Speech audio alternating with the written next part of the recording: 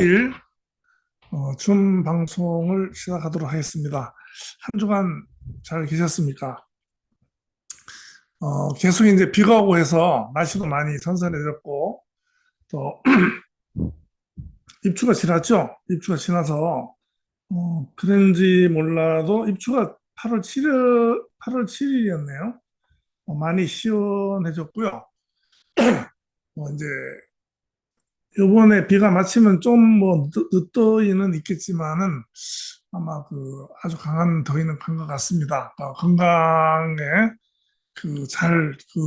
요번 여름 힘든데 건강하게 잘 보내신 것 같습니다. 어,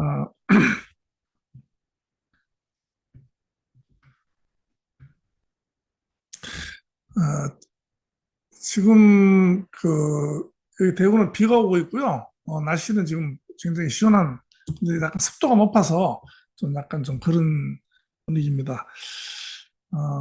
이제 제가 이제 항상 줌 미팅 전에 건강에 대해서 말씀을 드리는데, 저희가 이제 투자를 하고 또 이제 부를 이루기 위해서 이렇게 이제 공부를 하고 이러는데, 사실은 그런 부에 앞서서 건강이 최우선이죠. 건강이. 그래서 건강에 대해서는 제가 항상 시작할 때 말씀드립니다. 제가 계속 이제 말씀드리는 건 이제 걷기, 맨발 걷기, 맨발 걷기, 그 다음에 이제 요즘 보니까 좀 핫한 부분이 하나 있어요. 그래서 참고로 하시라고, 말씀드리는데, 이 소금물 먹기, 소금물에 대해서 상당히 많은 이슈가 돼 가고 있습니다.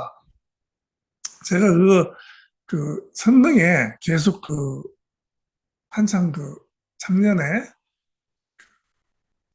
사무실에 좀 자주 갈 때, 그 당시에 이제 봉화권 지사장이 뭐 조금 이제 건강에 약간 안 좋다 그러면서 이제 소금을 먹더라고요. 소금물을. 그래서 저는 그 당시에는 조금 좀 이상하다. 좀 소금물을 많이 먹으면 안 좋은 걸로 알고 있지 않습니까? 그래서 제가 이제 좀 거부 반응을 느꼈었어요. 그리고 이제 최근에 굉장히 많은 소금물에 대한 얘기가 나오고 또 의사들이나 약사들이나 어, 소금물에 대해서 말을 합니다. 그런데 이제 제가 말씀드리는 것은 소금물이 아니고요. 소금물은 바닷물이죠, 바닷물. 굉장히 염도가 셉니다. 소금물 개념이 아니고 우리 몸에 이제 그 체액, 그다음에 이제 혈액이 있죠. 혈액하고 이제 우리 세포를 이루는 액체, 그래서 간질액이라고 합니다. 간질액. 그런데 우리 몸은 세포는 이제 물속에 둥둥 떠 있는 거예요. 따지고 보면. 근데 그 염도가 0.9도랍니다. 0.9도. 그래서 이제 수돗물이라기보다도 우리 체액에 맞는 염도를 맞춘 물, 그게 이제 0.9도를 맞추는 건데, 저희가 보통 이제 500ml 그 생수가 있잖아요. 그러면 이제 여기 한 5g, 그러니까 100ml, 100ml에 이제 1g이죠. 그러면 이제 약 염분이 0.9가 아니라 1 가까이 되는데 500ml면 한 4.5g에서 5g 정도. 굉장히 작은 티스푼으로 한 스푼 정도 되더라고요. 그래서 그것을 이제 흔들어서 그걸 마십니다. 마시는데 제가 좀 시험을 해봤어요. 해봤더니 생수를 먹는 것보다 물이 굉장히 잘 먹힙니다. 그래서 알아봤더니 포카리 스웨트라든지 링거액 이런 것들이 전부 다 이제 0.9 염분에 맞춰져 있더라고요. 그래서 이제 물을 많이 먹으면 좋다. 이래서 물을 많이 먹는데 물을 먹을수록 이제 탈수가 되는 겁니다. 물이 이제 몸에 받아들일 때는 몸 안에 수분이 빠져나가서 어, 수분이 부족할 때 물을 먹으면 어느 정도 이제 체액이 채워지겠죠.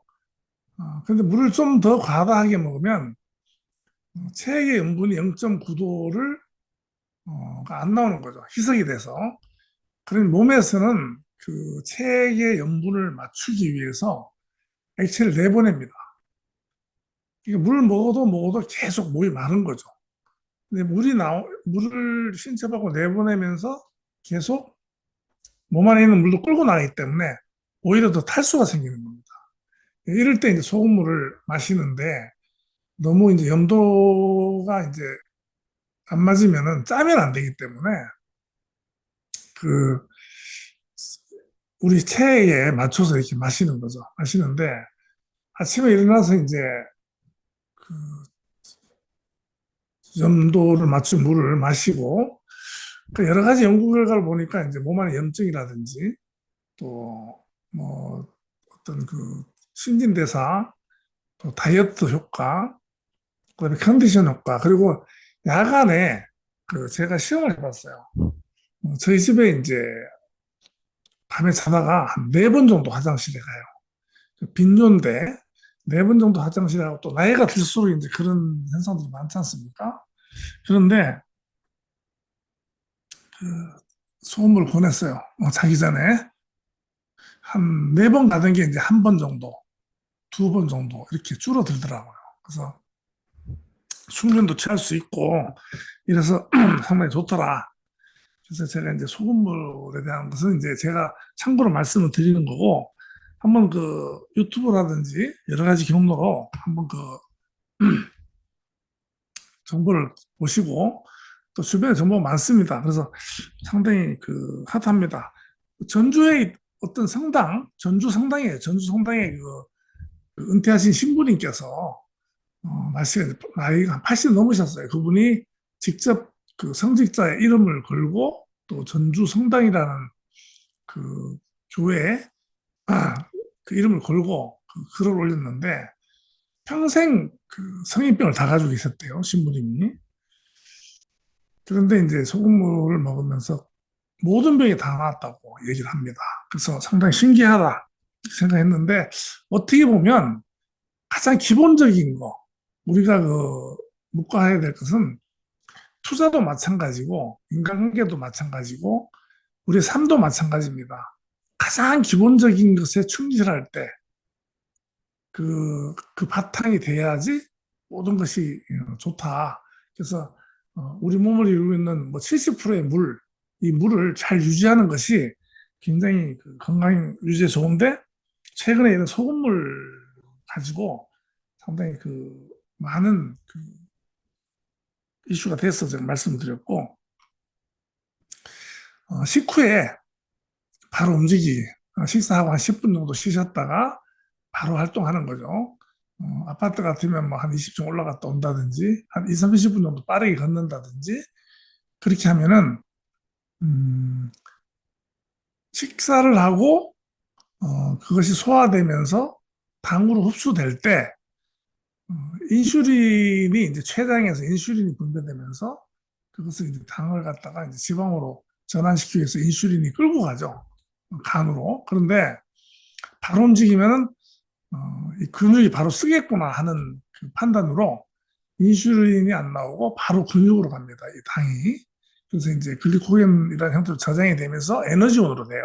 그때 인슐린이 이제 분비가 되기 때문에 그 췌장에서 그 호르몬을 보내는 것이 굉장한 에너지가 많이 소모가 됩니다.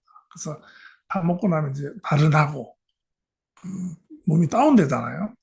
특히나 이제 나이가 먹은 상태에서 뭐 다운이 되면은 굉장히 몸이 무기력해지죠. 그러면서 그것이 자꾸 누적이 되면 활동성이 떨어집니다. 그래서 그런 부분, 그래서 바로 움직이는 거 이런 부분에 대해서 루틴으로 정해놓고 이제 그렇게 생각하면 어떨까 이렇게 생각을 합니다. 그리고 이제 저도 그렇고 이제 대부분 얘기죠. 우리 대표님들이 저 중장년 뭐 이렇게 노년 이렇게 되지 않습니까? 그래서 제가 몇 가지 이제 힘도 내시고 또 기분도 전환하실 겸 해서 몇 가지 자료를 찾아왔는데요. 인간은요 움직이지 않으면 쉽게 노화된다 합니다. 그러면 인간 수명이 얼마나 되느냐 하는 이제 여러 가지 이제 그 설이 있습니다. 그런데 뭐 성경에는 수명이 120세로 나옵니다. 그런데 구약의 그 앞에 보면은 뭐 900살, 1200살 이렇게 살죠. 뭐 그런 것은 이제 성경, 이제 기독교적인 관점에서 근거가 있습니다. 있고, 어, 통계청에서 이제 얘기하기를 현재 65세가 넘은 분들 평균 수명이 91세라고 발표를 했습니다. 그 인생 70이란 말은 옛말이고 인생이 이제 100세 시대가 온 것은 분명합니다. 그래서 평균 수명이 91세면 관리를 잘하면 100세 그냥 건강하게 넘어가는 거죠. 그러면 이제 그러면 이제 인생을 갖다 사계절로 얘기하는데 25세까지가 이제 봄이고요. 50세까지가 여름이죠. 그래서 75세까지가 가을, 100세까지가 겨울 이렇게 어, 그래서 이제 한데 70세 같으면 단풍이 드는 이제 그 가을에 들어선 거죠. 그러니까 이제 그 사계절로 표현하고 어, 동양에서 같은 이제 회갑 개념이 있는 서양에서는 대체로 노인의 기준을 갖다 75세로 삼습니다. 75세. 그래서 이제 이분 서양에서는 영올드라고 불러요. 영올드. 젊은, 뭐 늙은. 영올드란 말이 좀 애매하죠. 뭐 청장년 뭐 이런 뜻일 수가 있겠죠. 그죠? 청장년. 근데 그런데 이런 그 정신적인 육체적인 연령보다는 정신적인 연령, 그다음에 이제 관리 차원에서 어떤 것, 왜 그러냐면요. 저희가 이제 동기회나 동창회를 가보면요. 20세 차이가 납니다. 20세. 육안으로 봤을 때. 심하면 30세 차이로 납니다. 정말로 관리 잘하고, 술, 담배 안 하고, 운동 잘하고, 특히나 운동입니다. 운동. 잘하는 사람들은 뭐한 15년 젊어 보이죠.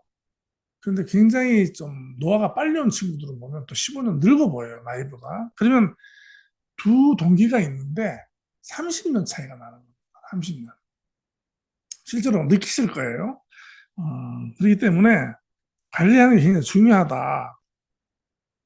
제가 굉장히 그 경영학을 공부했어요. 경영학을 공부할 때 이제 그 굉장히 존경했던 현대 경영학의 창시자죠. 피터 드러커라고요. 현대 경영학의 창시자입니다. 그분이 이제 96세로 타계를 했는데, 어, 그 현재 그 모든 기업의 경영하는 그 목표에 의한 관리라고 합니다. 경영학에서는. MBO라고 해요. MBO. 목표에 의한 관리. 지금 이제 그 모든 기업의 경영 방식이 다그 목표에 의한 관리 방식입니다. 이제 조금씩 바뀌고 있는데, 이것을 이제 그 정립한 분이에요. 그분은 타계 직전까지 강연하고 집회를 계속했고요. 우리나라 이혜령 박사 같은 경우도 돌아가시기 불과 얼마 전까지 컴퓨터 하시고 학문을 연구하시는 걸 봤어요. 그래서 음, 아직도 공부를 하느냐 이렇게 물어보니까 인간은 호기심을 잃는 순간 늙는다. 자, 호기심은요, 철학입니다. 철학. 호기심은요, 우리가 호기심이라는 것은 모르는 것에 대한 어떤 그 탐구죠. 모르는 것에 대한 그 궁금증, 그것이 호기심인데, 어, 그런 궁금증에 대한 그 질문, 이런 것이 이제 철학으로, 철학으로 이제 승화되는 겁니다. 그래서 저는 이 시대를 철학의 시대라고 저는 지금 생각을 합니다. 우리가 이 시대의 사람들은 전부 철학적인 사유, 철학자가 돼야 될 수밖에 없는 그런 시대가 온 겁니다. 그래서 제가 오늘 그런 쪽으로도 이제 PPT를 준비를 해놨는데요. 시간이 될지는 모르겠습니다. 모르는데 또 그 저희가 이제 한창 그 음악에 대해서 좀 팝송도 듣고 할 때 그 팝을 많이 듣고 젊은 사람들이 이렇게 하지만 다 아는 사람이 있어요. 그 플라시도 도밍고, 퍼엡스 러브가 유명하죠. 그 사람은 이제 그 클래식 그 성악가인데 그런 분이 원래 이제 80세가 됐습니다. 80세가 됐는데 최근에도 이제 실제가 되지 않았느냐 하면 말에 어, 쉬면 늙는다. 이렇게 대답을 했다고 합니다. 그래서 이제 저는 이런 생각을 합니다. 어떻게 보면 이제 좀 제 나이도 회한이 있는 나이고 한데 특히 이제 여기 우리 메타 F 그룹 가족 그 대표님들은 그래도 일반적인 분들보다는 활동성 있고 새로운 것에 대한 어떤 도전, 또 투자 활동 하시고 또 저희 메타 F그룹에서 또 투자하시려면 어떤 이 시스템 알아야 되지 않습니까? 블록체인이라든지 또 어떤 NFT 우리 그 자산들 이런 움직임 그리고 최근 들어서는 사실 저도 이제 이쪽으로는 좀 강의도 하고 하지만 지갑 같은 것도 이제 다 해야 되고 그 지갑을 KYC 인증해야 되고 또 지갑 이동을 해야 되고 이런 부분은요 기본이 아직 아닙니다. 기본이 아니고 굉장히 앞서가는 부분들이에요. 그래서 이런 부분을 굉장히 장점으로 삼을 수 있습니다. 그래서 항상 그러한 그 탐구하고 새로운 것을 추구하고 그런 마음가짐이 굉장히 중요합니다. 저 같은 경우는 좀 회한이 와요. 그래서 좀 더 젊었을 때 좀 더 잘해볼 걸 이런 생각이 슬슬 들기 시작합니다. 그래서 이거 큰일 났다. 이건 이제 후회하겠다.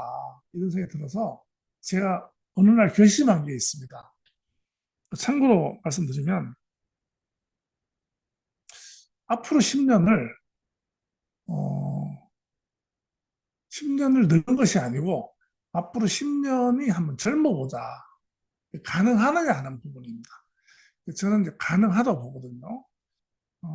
최소한 10년을 젊어지지는 못해도 붙잡아 놓을 수는 있다. 그래서 그렇게 하기 위해서는 어떤 생각입니다. 생각. 일단은 내가 젊어질 수 있다 하는 생각을 하고 그것을 믿고 그러면 그 젊어지기 위해서 어떻게 해야 되느냐? 우리 몸에 했던 나쁜 짓들 안 해야 되겠죠? 안 하고 어떤 생각을 바꿔야 됩니다. 생각을. 그래서 이제 생각을 바꾸고 또 활동성 있게 정말 그 의지를 가지고 한번 해볼 만하다. 그래서 지금 이제 웹 3.0 시대 블록체인 기반의 메타에프에 투자를 해놓고 또 어떤 부를 유지하기 위해서 어, 부를 획득하기 위해서 이렇게 지금 3,700분 들어오셨는데요. 저는 이 시간이 3,700분들한테 어떤 뭐 지식적인 부분을 전달하기보다는 같이 공유하고 사실은 이 시간을 준비하면서 제가 준비하면서 제가 각성이 되고 제가 거기에 대해서 긴장하고 제가 공부하고 이런 과정으로 저는 삼습니다. 그래서 굉장히 감사한 시간이고요. 이러한 그 기회를 이렇게 갖게 된 데 대해서 굉장히 저는 감사하게 생각합니다. 그래서 이제 여러 가지 얘기가 있는데 이게 굉장히 길어지는데요. 그래서 이제 이 얘기가 너무 제가 이제 건강에 대해서 또 우리의 장래에 대해서 드릴 말씀이에요. 그래서 항상 몸을 잘 보존해야 된다. 그래서 이제 이 뇌가 굉장히 이제 뇌가 이제 활성화가 돼야 되는데 치매가 두 가지가 있습니다. 원인을 알 수 없는 치매가 있고요. 뇌 동맥이 좁아지고 해서 기능이 안 좋아서 치매가 있습니다. 그런데 이제 알코올, 담배 이런 것은 치명적이고요. 이런 것은 이제 사실은 안 해야 됩니다. 안 해야 되고 눈, 코, 귀, 입이 즐거워야 된다. 그래서 이 보고 듣고 느끼는 것에 대해서 뇌가 반응하기 때문에 눈과 귀, 귀가 좀 어둡다. 보청기 같은 거 써가 적극적으로 눈이 조금 안 좋다면 안과 같은 데 가셔가지고 뭐 백내장도 하고 이렇게 해서 굉장히 관리를 하고요. 또 씹는 부분이 있잖아요. 굉장히 씹는 것이 뇌에 자극이 되고 그 뇌하게 보면 좀 좋습니다. 그래서 임플란트라든지 이런 걸 하더라도 그 씹는 음식 같은 거 하면서 그, 그, 그 눈과 코, 귀, 입 이런 쪽이 즐겁도록 하는 것이 굉장히 건강해지는 길이다. 이렇게 생각을 합니다. 그래서 이제 계속 이제 그 이런 그 느끼고 또 하고 또 마음가짐을 된다고 생각됩니다. 저는 눈에 대해서요 굉장히 그게 멀리 있는 거 가까이 있는 거 다 잘 봅니다. 다 잘 보는데 원래는 그 난시가 있어요. 난시가 있는데 제가 40세 때 경험한 것인데 노안이 왔어요. 40초에 책을 많이 봐야 되는 직업이어가지고 돋보기 끼고는 도저히 책을 볼 수가 없어요. 그래서 그날 제가 돋보기를 딱 벗고 결심을 했습니다. 내가 눈을 갖다가 내 눈인데 내가 한번 되돌려 보자 하고 스탠드를 사놓고 책을 읽었어요. 눈에 힘을 주고 눈이 아프고 하지만 지금 그 어떤 병 같은 데 보면 뒤에 그 성분 표시 같은 거 있죠. 음료수 같은 거 조그마한 거 이런 거 다 보입니다. 그래서 저는 우리가 생각하는 데 따라서 분명히 될 수가 있다. 그래서 그 어떤 그 자신 그 생각을 딱 달리하고 그리고 어, 그 생각을 믿고 정말 해보는 겁니다. 해보면 정말 새로운 삶이 전개가 됩니다. 제가 분명히 제가 이 부분만큼은 분명히 말씀드릴 수 있습니다. 생각을 하고 그 생각을 믿고 그리고 시행했을 때 큰 변화가 온다 하는 부분을 제가 말씀을 드리고요. 음, 오늘은 준비했는 PPT 가지고 몇 가지 얘기를 하면서 그렇게 하도록 하겠습니다.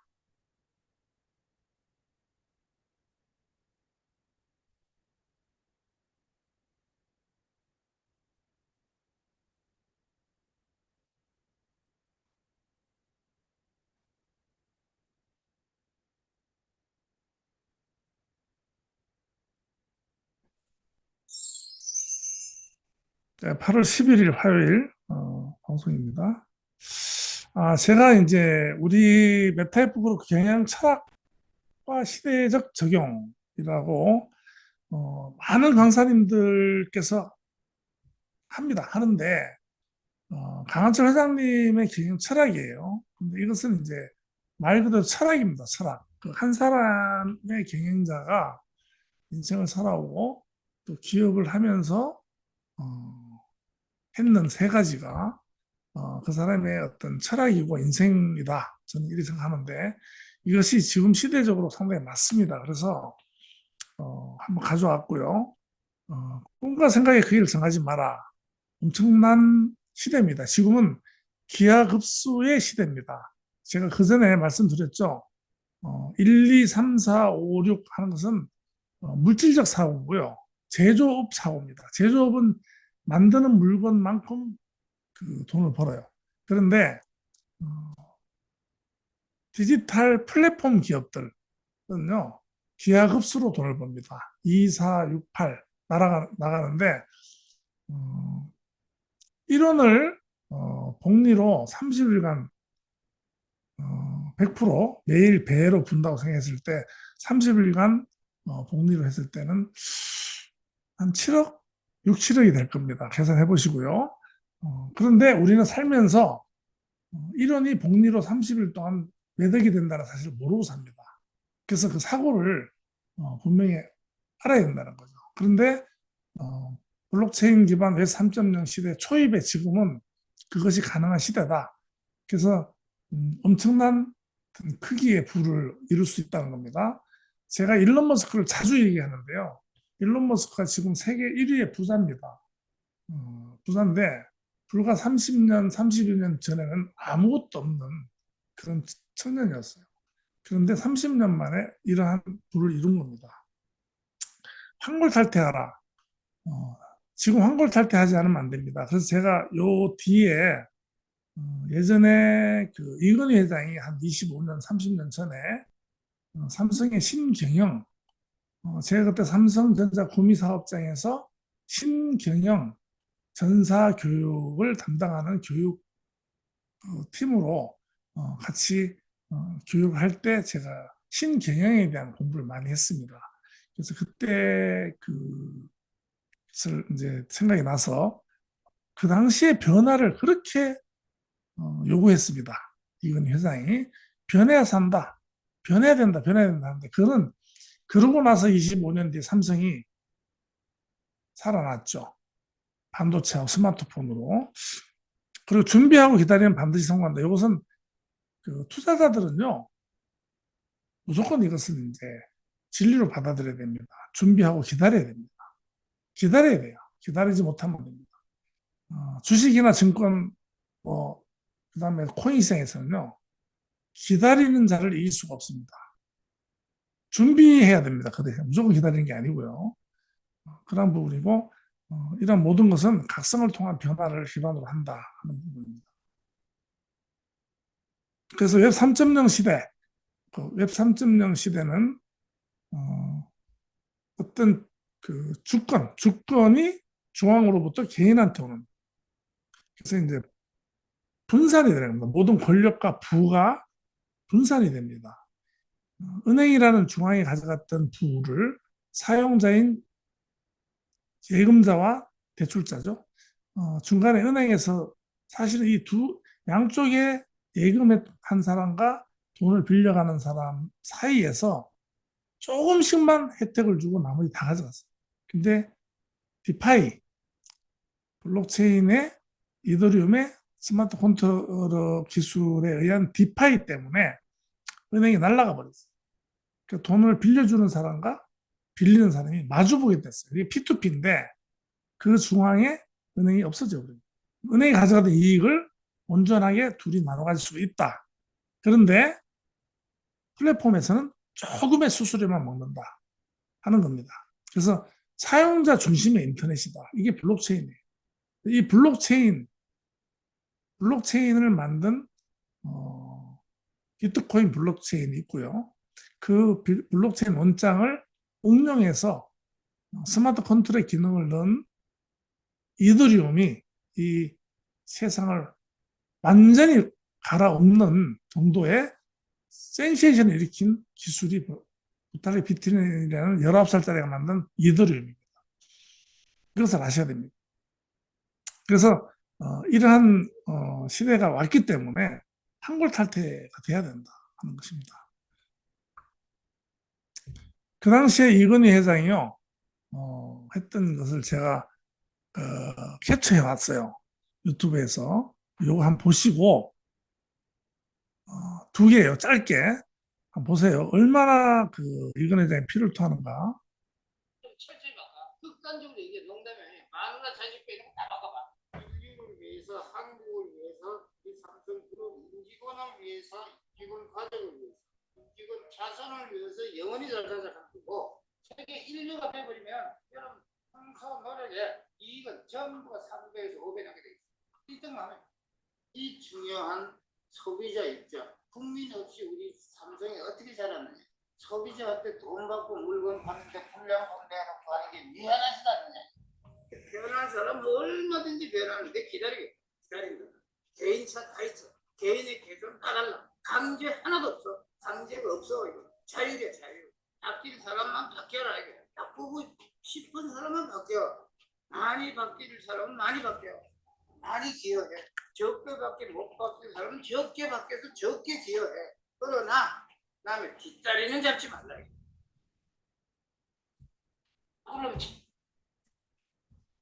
자, 요거는 이제 바로 또 이어서 이건 금방 이거 짧습니다. 이제 1993년 하고 1983년 하고 한 비교해보라. 맨날 밥 먹고 옷 입고 같은 넥타이 메고 있으니 변화를 못 느끼고 있어요.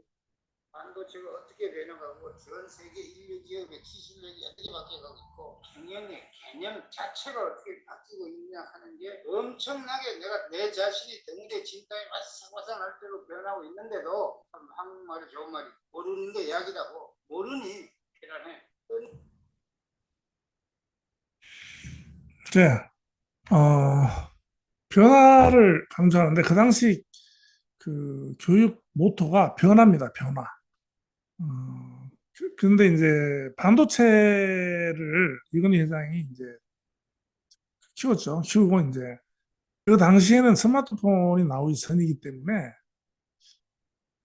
그냥 그냥 전화기였어요. 전화기였는데 그 당시에 삼성 그 애니콜을 보면요. 전화기 그 영어로 돼 있습니다. 그 당시엔 그 소프트웨어도 우리 게 아니에요. 영어로 돼 있어요. 영어로 돼 있고 그래서 음, 휴대폰을 만들어서 수출을 했습니다. 호주인가로 수출을 3천 대 했는데 전량 반품이 됐어요. 그래서 어떤 위기가 왔냐면 그때 그 삼성전자 구미사업장에서 화형식을 했어요. 전화기 화형식을 다 불질러 버렸습니다. 그 전 임직원 보는 데서. 그리고 이제 그 휴대폰 사업을 해체했죠. 해체했다가 그것이 다시 몇 명이 남아 있었는데 애니콜 신화를 만들면서 스마트폰으로 이렇게 이제 발전이 됩니다.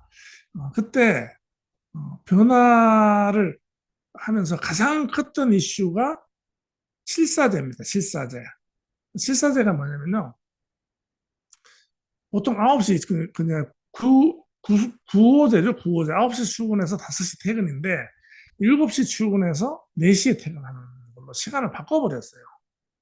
그래서 이제 그 정도로 바꿔보는 거죠. 그러니까 이제 길이 안 밀린다. 길이 안 밀리고 일찍 4시에 퇴근하면은 은행도 갈 수 있고.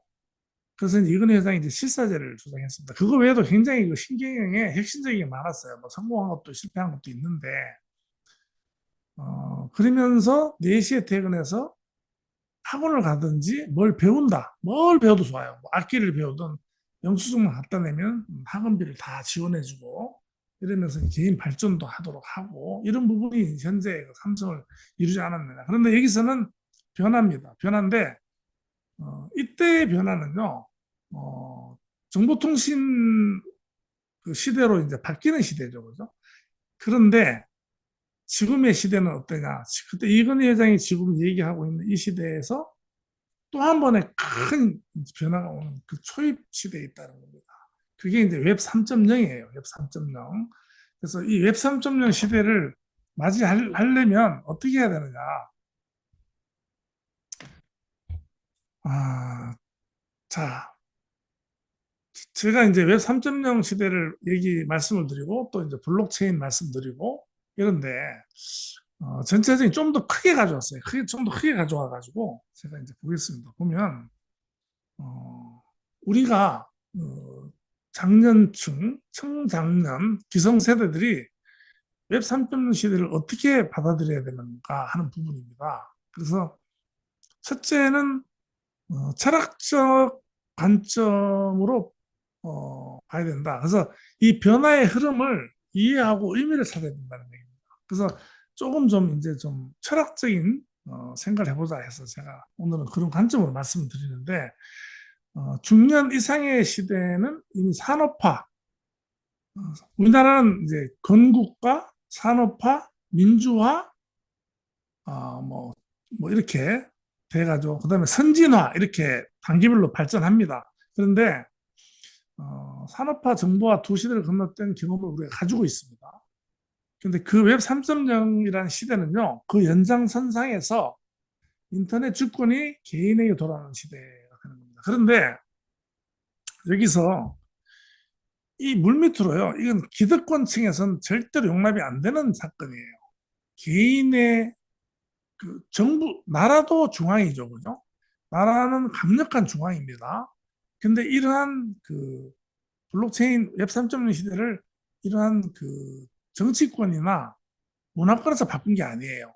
극소수의 개발자들에 의해서 젊은 개발자의 철학에 의해서 이것이 바뀌게 됐는데 지금 어쩔 수 없이 받아들이는 단계인 거예요. 그래서 물밑으로 굉장히 무지무지한 그 암투가 벌어집니다. 기득권층과 또 이 기득권들이 싸우는 대상은 이런 흐름이죠. 블록체인으로 인한 웹 3.0 시대로 진입하는 데 있어가지고 새로운 그 주권을 잡기 위한 그러한 노력들을 하는 겁니다.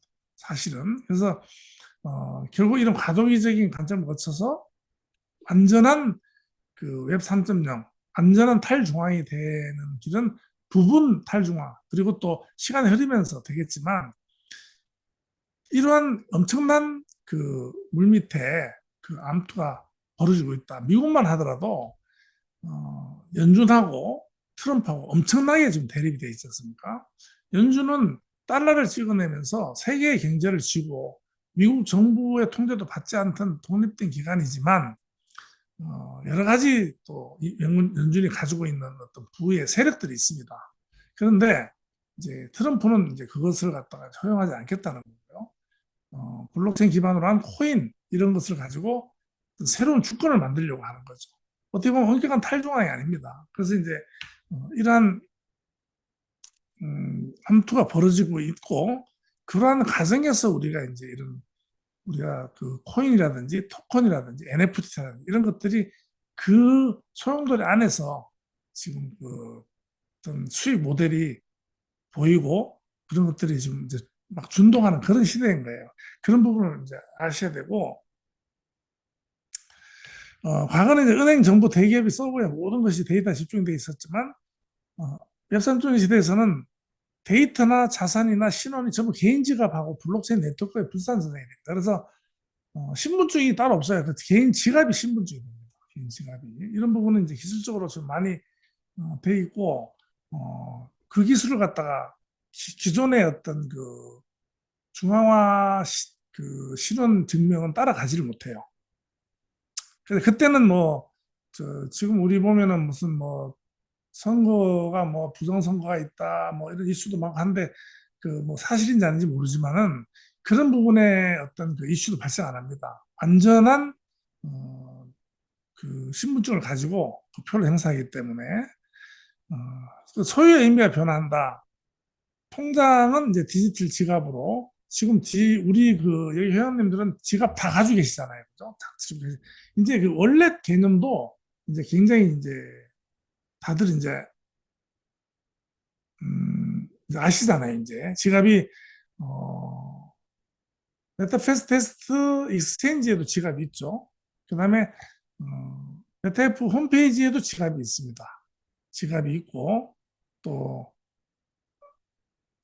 보면 이제 뭐 우리 회원님들 중에 이제 보면은 바이낸스라든지 업비트라든지 이런 데다 지갑이 다 있는 거예요. 지갑이. 그래서 지갑을 가지고 있다. 그리고 이제 이런 이제 지갑을 가지고 또 이제 어떻게 이제 활용을 하고 지갑에 대한 개념이 이제 좀 더 이렇게 좀 수준이 높게 이렇게 좀 더 변해 가야 되겠죠. 그러니까 이제 그렇게 그 어떤 그 받아들여야 된다는 겁니다. 완전히 바뀌는 겁니다, 이제. 그래서 우리는 이것을 실습을 하고 있습니다. 실습. 그렇지만 원활하지가 않죠. 아포유라는 유튜버가 바이낸스에서 2억 5천을 털렸습니다. 얼마 전에. 그런데요, 2억 5천 틀린 것은 바이낸스 거래소가 해킹당한 게 아니고요. 본인의 컴퓨터가 해킹 당한 겁니다. 그래서 지금 이제 우리 여기 저 회원님들, 대표님들은 자산을 보호하는 데 있어가지고 탈중앙의 장점도 있지만 단점은요, 아무도 책임져 주지 않습니다. 그 콜센터가 없어요. 근데 업비트는 콜센터가 있죠. 중앙화 거래소이기 때문에. 그런데 내가 덱스 거래소, 탈중앙 거래소에 돈을 넣어놨으면요. 이게 어떤 해킹을 당하거나 어떤 오류가 생겨도 하소연할 데가 없습니다. 그래서 이제 그런 부분이 단점이지만 그런 부분까지도 우리가 이제 완전히 그 특화돼서 능숙능란하게 취급을 할 줄 알고 그 개념이 우리 머리에 들어와야지만이 이것을 잘 지킬 수 있다. 그래서 계속 공부를 해야 되고 공부를 하는 이상 늦지 않는다 말씀드렸잖아요. 계속. 제가 아시는 우리 회원님들 끊임없이 나이가 드셨는데도 뭘 연구하고 배우고 이러시는 분들 많이 보고 있습니다. 그래서 기술을 배워야 되는데 이것도 배워야 돼. 이게 아니고 이런 변화가 왜 일어나는지 이것을 왜 해야 되는지를 분명히 알아야 돼요. 그래서 그것을 받아들일 수가 있다는 겁니다.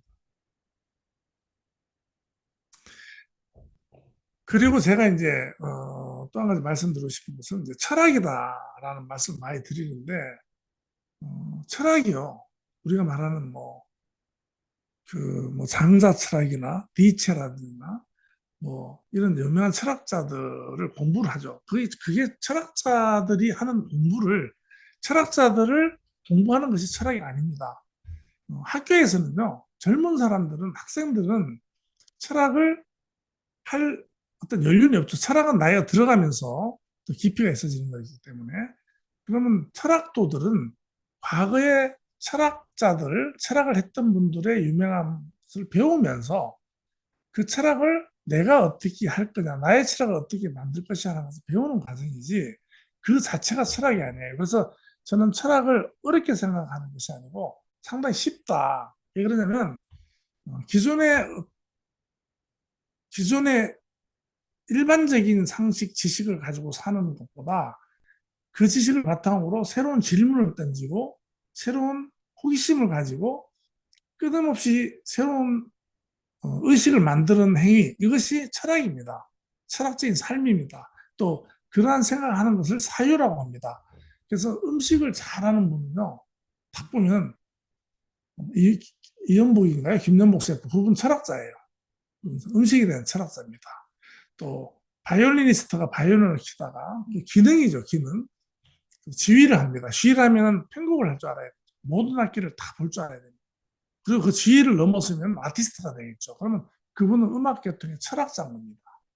우리 어머니도 철학자였고 자식을 키우는 철학자였고 그래서 철학자라는 것은 우리가 나이가 들면서 인생을 돌아보면서 어, 경험과 쌓아온 지식, 경험을 토대로 새로운 나만의 생각을 창조하는 것이 철학적인 행위입니다. 그래서 철학자가 되어야 된다. 그래서 이미 그 지식은요 데이터로 넘어갔습니다.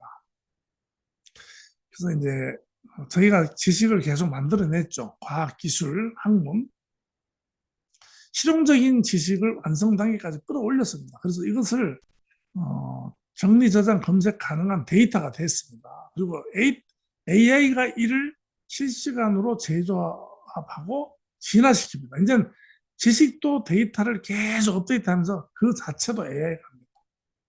그래서 인간 지식을 생산하는 존재에서 지식과 함께 의미를 창조하는 존재로 역할이 변했다는 겁니다.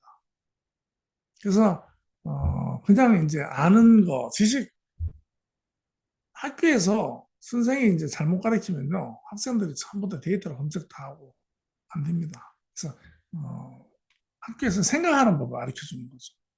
그다음에 블록체인, AI, 바이오테크 이런 자기 학습, 자기 복제를 통해서 발전하고 예전에는 인간이 이해하는 속도가 기술 발전보다 빨랐지만 지금은 기술 발전이 인간이 이해도보다 빠릅니다. 그래서 지금 그렇잖아요. 우리가 블록체인하고 웹3.0을 이해를 못하고 먼저 나왔잖아요. 우리가 그걸 공부해서 따라가고 있는 겁니다. 그래서 이제 기술의 방향과 목적을 판단, 설계하는 힘, 즉 철학이 필요한 겁니다. 그래서 미국의 테크 기업들, 어떤 IT 기업들 그 수장들이 보면 IT 출신들이 아니고요. 인문학, 철학한 사람들 이런 쪽으로 공부한 사람들이 상당히 많습니다. 전문가들이 아니고요. 인문학자들이 많습니다. 많고 운동선수들도 많고요. 운동선수도 저 철학자죠. 철학은요. 어떠한 부딪힘에서 나오는 것 같아요. 제가 여담으로 말씀드리면 저는 아이들을 키우면서 철학이 발생하는 거예요. 왜? 아이가 애를 먹이니까. 그 애를 먹이니까 그 애를 먹이는 것을 이해하고 들여다보고 계속 그것을 고통을 받다 보니까 철학이 발생합니다. 철학이. 그래서 니체 같은 경우는 고통 속에서 철학을 발견하고 고통을 사랑해라까지 얘기를 하지 않습니까? 그래서 그 삶에서 우리 대표님들하고 저 같은 경우는 이제 철학적인 사유를 할 줄 아는 그런 나이가 됐다. 이러한 그 테크하고 어, 철학의 만남은 제가 봤을 때 스티브 잡스가 아이폰을 발표할 때 어, 우리는 단순한 기술이 발표하는 것이 아니고 우리의 아이폰은 기술과 인문의 만남입니다라고 얘기해요. 인문의 만남. 그리고 스티브 잡스는 우리의 휴대폰, 아이폰을 가졌을 때 그 사람이 얼마나 행복할까? 그 사람이 손에 잡았을 때 그립감이라든지 눈으로 봤을 때 그 아름다움 이런 것에 대한 인문학적인 관점으로 만든 거예요. 그러니까 이게 혼이 들어간 겁니다. 인문학적인 혼이 들어가서 지금 아이폰은 아직도 그 열기가 식지를 않고 사실상 기술적인 측면이나 여러 가지 면으로 봤을 때 삼성보다 그렇게 뛰어나지 않지만 굉장한 실리를 시현하고 있는 기업이죠. 그러니까 그때 이미 그 어떤 예고가 된 거다. 저는 그렇게 생각하고 인문학을 얘기했지만 뭐 철학은 인문학 안에 들어갑니다. 그리고 인문학의 어떤 그 여러 가지 학문보다도 제상위에 있는 학문이 철학이고요. 그래서 철학이라는 것은 항상 그 사유를 할 줄 아는 그런 생각을 하고 자꾸 의문을 갖고 의미를 찾는 것 이런 것이 이제 철학이라는 것입니다. 어,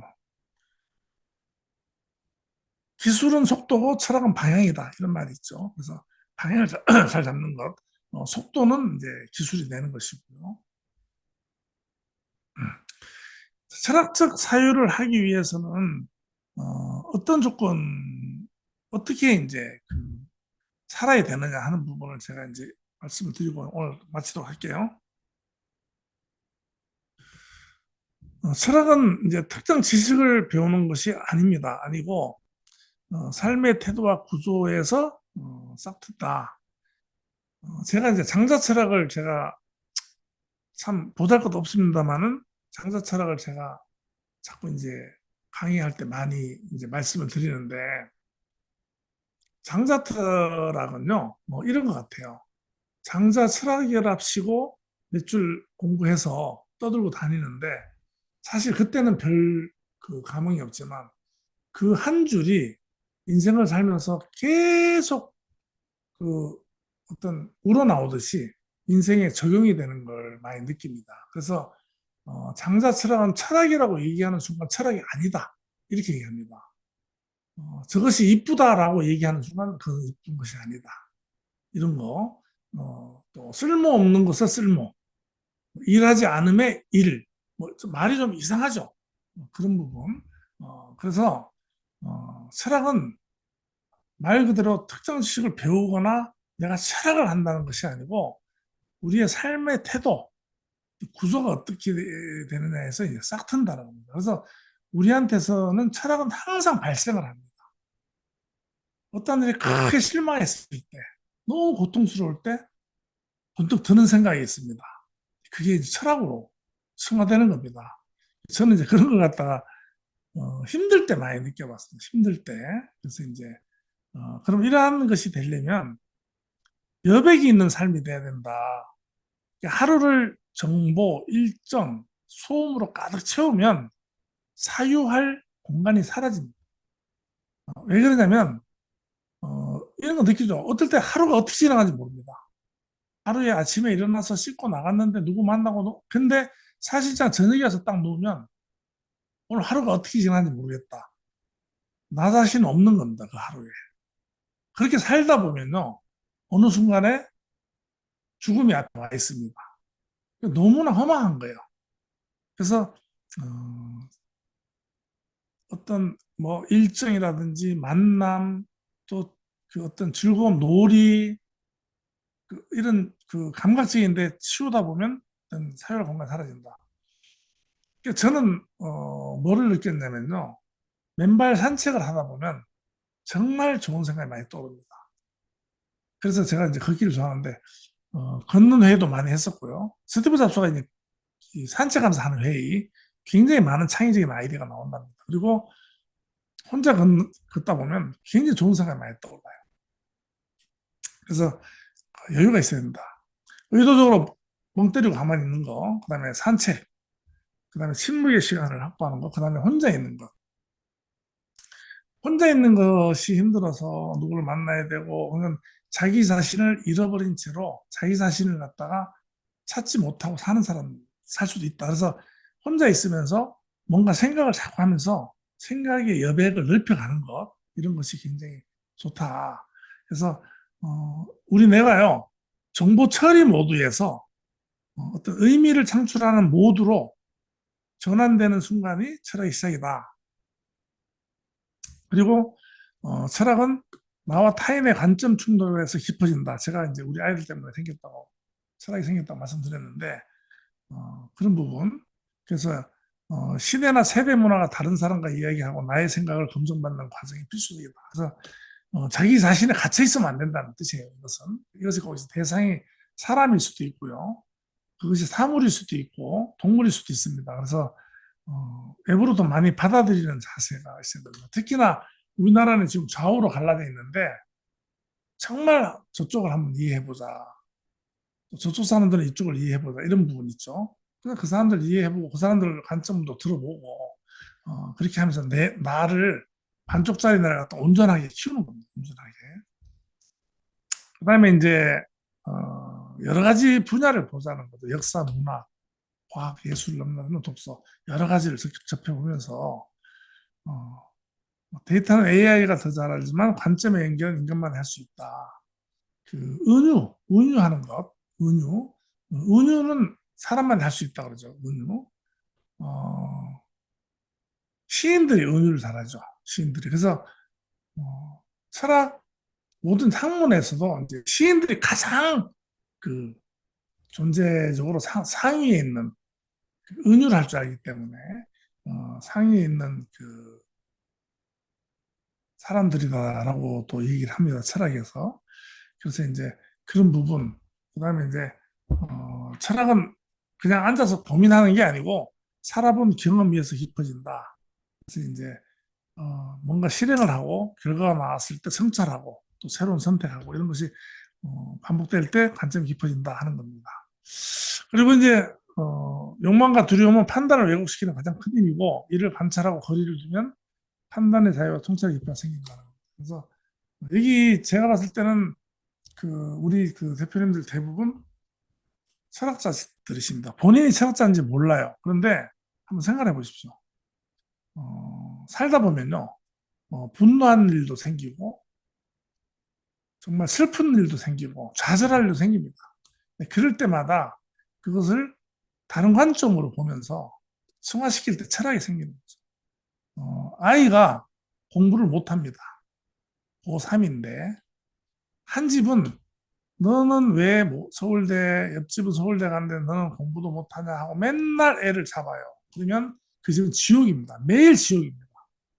한 집은요, 야, 너 공부 못하면 어때? 뭐, 또 축구 잘하나? 매일 나가서 공 사주고 축구하라고 내보내고, 아빠랑 공사도 다니고, 이 집은 축제예요. 매일 축제예요.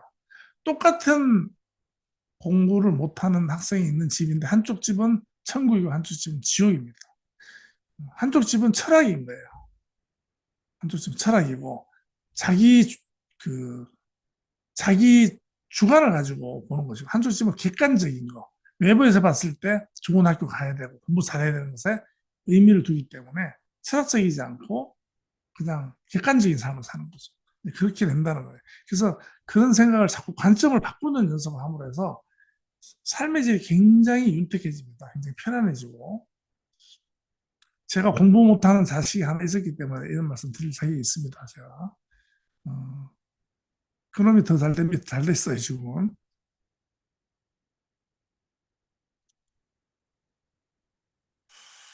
여기 뭐 이렇게 내용은 여러 가지 있는데, 어, 이러한 부분이 철학이다. 그리고 이제, 네, 시간 다 됐네요. 자, 지금, 우리가 이제 이 시대를 접하는 데 있어가지고 철학을 갖다 얘기하다 보니까 이제 제가 철학을 잠깐 나왔었고요. 이 시대를 받아들이는 입장으로 다시 돌아갔을 때, 우리가 어떤 것이 디지털 시간 만들기. 어, 메타마스크 이더리움 기반이고요. 팬텀 솔라나 기반 이제 지갑은 다 만들 줄 알지 않습니까? 그다음에 여기에서 해봐야 될 게 소액 실험을 투자해봐라. 10,000원, 50,000원 이런 식으로 해가지고 토큰을 구입하고 수합해보고 계속 이렇게 하는 겁니다. 저희는 지금 저희 그 저희 그 홈페이지나 안에서 수합이라는 개념이 다 정립됐잖아요. 뭐 스테이킹도 다 정립이 됐지 않습니까? 이런 것을 다른 데 가서 해보는 거죠. 그래서 이제 그 작은 소액으로 자꾸 해보는 겁니다. 하고 웹 3.0의 커뮤니티에 참여해보고요. 카카오톡 네이버 카페보다 디스코드 텔레그램에서 활동해요. 텔레그램 활동하고 있죠. 하여튼 이런 부분. 그 다음에 음, 실물 연계 서비스용. 그래서 자꾸 이런 것을 갖다 던져보면서 자꾸 우리가 실험을 해봐야 된다는 거예요. 그리고 이제 우리가 이제 이 그 3.0을 받아들이기 위해서는 알아야 될 거, 57분인데 9시 끝낼게요. 블록체인, 그 다음에 지갑 NFT, 스마트 계약, 그다음 DID, 이 정도는 충분히 알고 있어야 된다 하는 겁니다. 자, 그리고 어, 마지막으로요. 그냥 간략하게 할 수 있는, 저 얼마 전에 해킹 문제, 그다음에 SKT 문제 이런 문제가 있었는데 우리가 할 수 있는 거, 자산을 지키는 건데 기술적인 게 아니고요. 우리가 할 수 있는 걸 제가 몇 가지 뽑았는데요. 어, 다 아실 거예요. 공용 와이파이는 절대 쓰면 안 됩니다. 내 지갑에 어떤 암호화 자산이 있을 때 KTX 타면 KTX 와이파이 적용, 그다음에 어떤 그 공공장소에 갔을 때 공공 와이파이를 연결하면은 그냥 내 문을 갖다가 열어준 거나 마찬가지예요. 그래서 공용 와이파이, 그래서 절대로 쓰면 안 된다. 이것은 그래서 자기 집에 있는 보안 코드가 있는 와이파이나 바깥에 놨을 경우는 와이파이를 끄고 LTE, 그러니까 통신망에서 전환 되는 그 데이터를 가지고 이렇게 사용을 해야 됩니다. 그래서 이제 이런 것은 가장 기본으로 해야 되고요. 그다음에 어, 전화기하고 같이 쓰다 보니까 무조건 그 링크 들어오는 거 있죠. 요즘은 정말 믿기 힘들죠. 그래서 링크 클릭을 금지를 해야 돼. 무조건 링크하면 안 됩니다. 링크는 하면 안 되고요. 링크를 하는 순간에 백도 프로그램, 그다음에 악성 코드 심해 붙여버리면 그 안에 전화기를 그, 그, 아, 그 대상자들이 다 휘젓고 다녀요. 내 전화기 마음대로 운영할 수 있습니다. 그래서 내 전화기에 들어와서 나의 지갑에 있는 것을 다 이동시키고 빠져나가는 거예요. 그래서 지난번에 그 아포유라는 유튜버가 이어고 좀 틀린 것은 컴퓨터가 해킹 당한 겁니다. 바이낸스 해킹 당한 거 아니고요. 그래서 바이낸스 책임이 없어요, 따지고 보면. 그리고 차라리 그게 불안하면은 폰을 지갑 전용 폰으로 전화기 한 대 더 써야 됩니다. 그래서 보안 거래만 이 폰으로 하고요. 그리고 끊어버리는 거예요. 안 쓸 때는. 쓸 때만 켜고 가장 안전. 그래서 이 자체가 전화기 자체가 어, 콜드 월렛이 되는 거죠. 콜드 월렛. 인터넷 차단되면 콜드 월렛이죠. 핫 월렛은 인터넷 연결된 거고. 그래서 아예 꺼버리고 그 전용 휴대폰을 요즘 뭐 기본적인 요금만 넣으면 되기 때문에 그 쓰던 전화기로 해서 아예 가지고 계시고 그 부분은 그 계속 그 관리할 수 있도록 분실도 안 돼야 되니까. 그다음에 어, 앱을 설치할 때는 공식 마켓 플레이스토어에서만 하고요. 어떻게 던져주는 거, 누가 링크 들어와서 하는 거 그런 것은 하면 안 된다. 그다음에 운영 체제를 계속 업데이트 해줘야 돼. 그러면 거기서 보안 패치가 계속 새로 깔리기 때문에. 그다음에 화면 잠금이라든지 바이오 인증이나 이런 것은 최대한 하드웨어 쪽으로 할 수 있는 부분. 그다음에 거래 후에는 앱을 완전히 종료시켜야 돼요. 무엇을 했을 경우는 앱을 종료를 해야 됩니다.